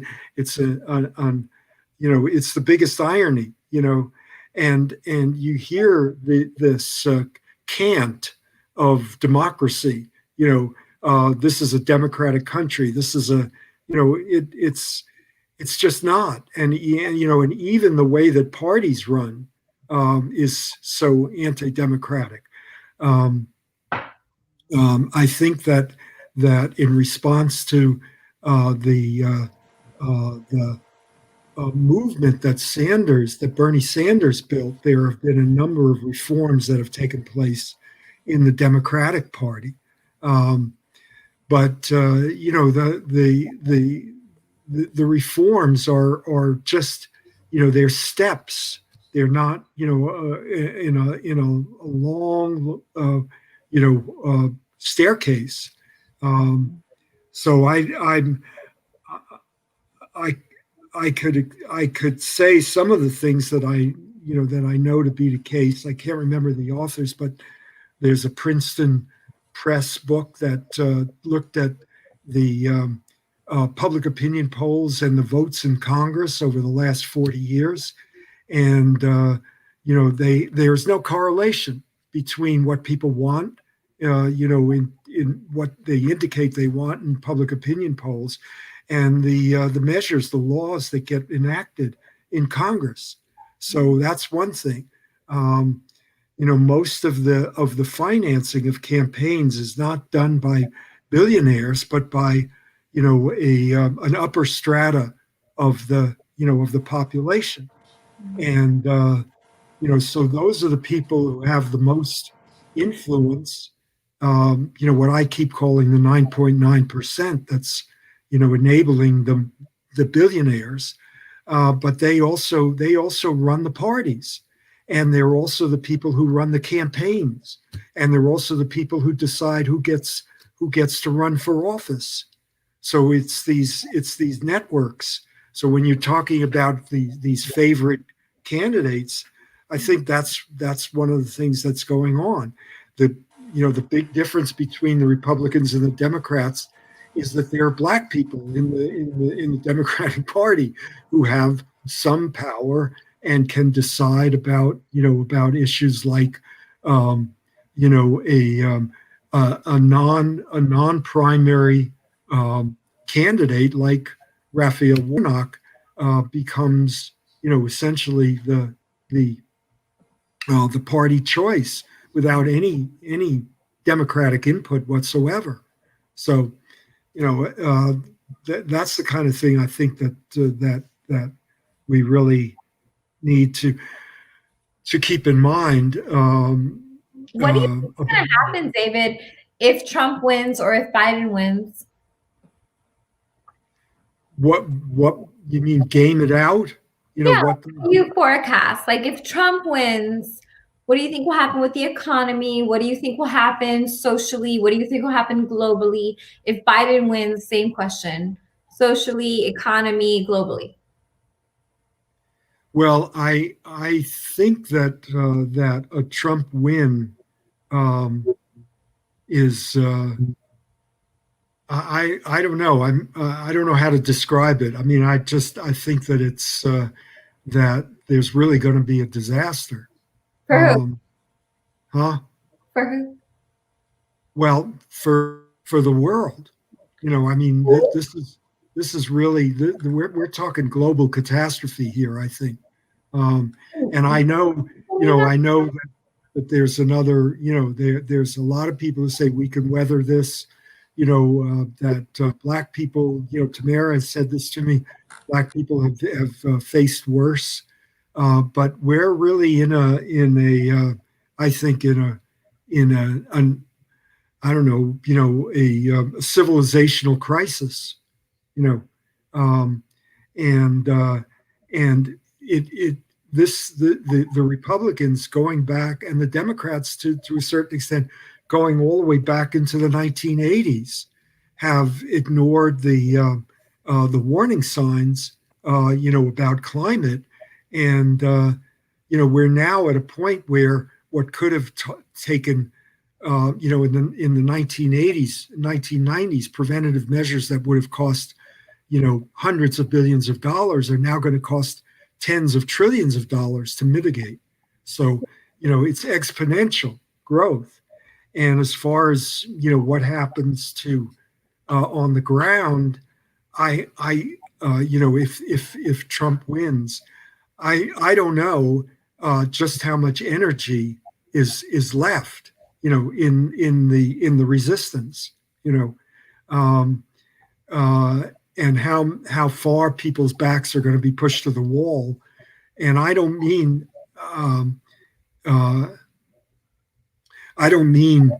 just people who have been in the activist movements of today. I mean, I'm talking about ordinary working people. And the other thing that it would indicate to me is that open white supremacy, open appeals to racial dominance, are effective, And I'm gonna jump in real quick. I was looking at the Secretary of State's website. Do y'all hear feedback or just me? I hear. no, I'm gonna mute your mics just for a second because I think it might be my headset. So I was just looking at the Secretary of State's website and I see where 34 precincts are reporting, quote unquote. I'm not sure how these new machines work. I see where it says some of these counties that are reporting is partial, some partial reporting. But in this, that Donald Trump is leading 55% to 43% here in Georgia. And that's 34 out of the 159 counties. Like I said, I think it's some partial reporting. I don't know how these new machines work, but at this juncture, Donald Trump is leading 55 to 43 here in Georgia. Is there anything like US wise? No, I'm just looking at the Georgia Secretary of State's website. That was what I was looking at. Yeah. Are y'all surprised? I'm not. Are you surprised, Robbie? Mm-mm. Are you surprised, David? yes, yeah. I mean, I guess, I've been drinking the MSNBC Kool-Aid. No.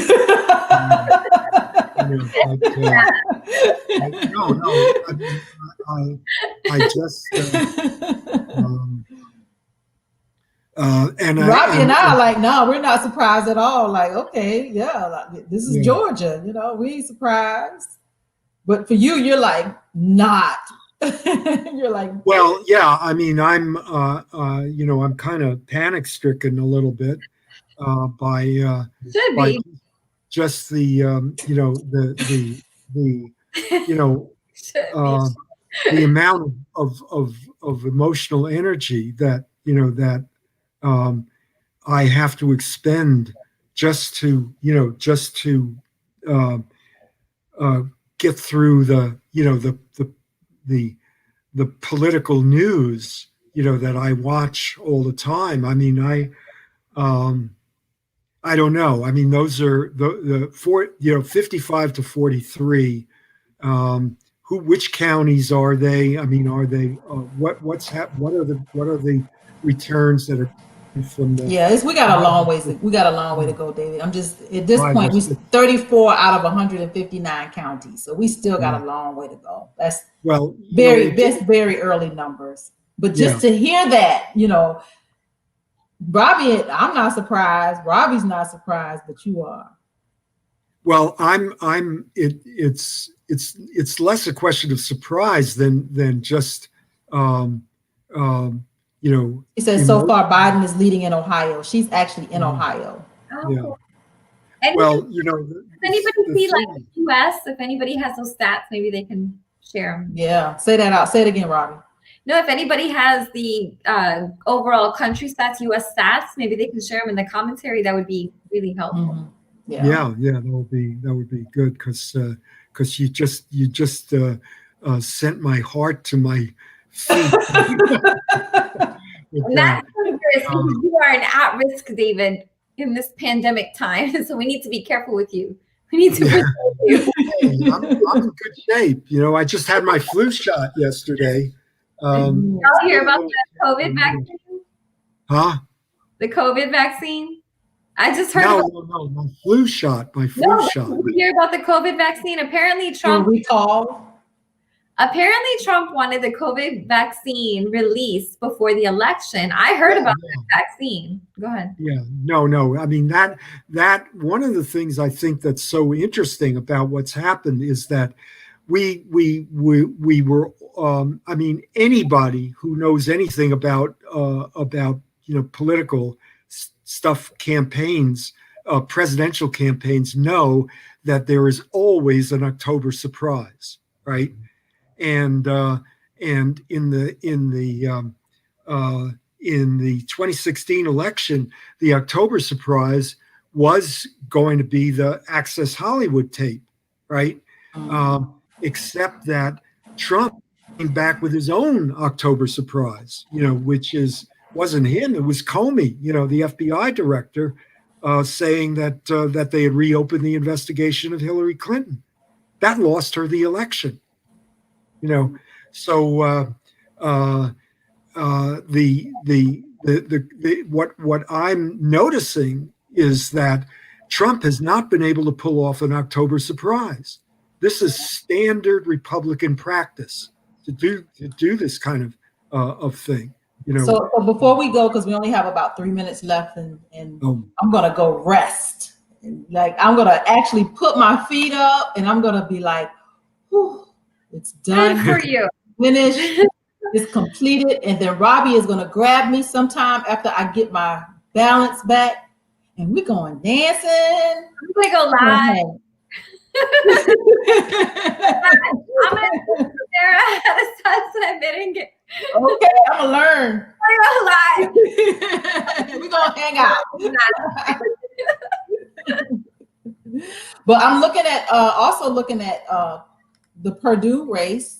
35 precincts are reporting, and David Perdue at this point has 57%, and John Ossoff has 40%. Has 40? How much? 40? 40. Mm-hmm. And Purdue has 57. Let's Tamara, those precincts are probably, North Georgia, low population, are able to report their results more quickly. There's whatever it is, 5 or 8 counties around Atlanta that account for 60% of the population of the state. Yeah. It was still interesting to kind of watch even these rural areas, how they feel. Like we can see what they're thinking right now. So Donald Trump again is still leading. The thing is that if those counties are coming in with Ossoff getting 40% of the vote, that may be a very good sign. You know what I'm saying? Wow. I mean, well, because they're overwhelmingly Trump territory. If he's getting 40%, that's a good observation, David. That maybe those rural, more white areas where it's Republican, if they're leaning, that might be some good. That might be good. Yeah. So you always have to, especially with this kind of thing. But it says Biden is leading in electoral votes. So we're gonna head out. We got about a minute left. I just want to say I love you, Robbie. I love you, David. I appreciate both of you. This has been, this whole year you guys have supported me and cheered me on and just been in my corner and made contributions. Y'all have been right there with me every step of the way. And I just want to say I love you and I appreciate you. And this journey and we're here. We made it. It ain't over. We're not Thelma and Louise. No, it ain't over. We ain't going nowhere. We ain't going nowhere. We're gonna be back. And I tell you, I don't know which of you said it, but I'm writing a letter to Warnock. If he wants to have a connection with the what's really going on out there, he needs you. If he's a leader, I mean, the Democratic Party basically sponsored him, which, okay, whatever, they do what they want. That being said, they sponsored him, and if he lands that seat, it's because he was sponsored. Yes, of course, he has a body of work. But if he's a leader, he will encompass, because you have been pivotal. And I hope he is a leader, not only for his church, for the state. I don't know what's going to happen, but I know whatever happens, you change the course of whatever happens. And you took the hit, Tamara. And you are the lady that people look up to. And I say lady, like with my grandmother says that. And she would be proud. Whereas I'm like, what? But she would I give much respect to that. Much love. Thank you. Thank you. And guess what? We'll be back on Saturday with our broadcast, David and Robbie. Well, David, you're off. You won't be here. Yeah, I have Robbie, I'm going to reel you in Saturday. David has a life. Good for you, David. Yeah, David has a life. So, Robbie, you gonna be with me Saturday? Awesome. We're together, girl. But we can. Yeah, so thank you everybody for being on this campaign journey with me. Thank you for riding this wave. I just want to say thank you to everybody who contributed, all the volunteers, all the donations, guys. We did well. I'm encouraged. We still have results to watch. Let's see where we land. And just know, like David said, it ain't over. Good night, everybody. Solidarity forever means privileges never. All right.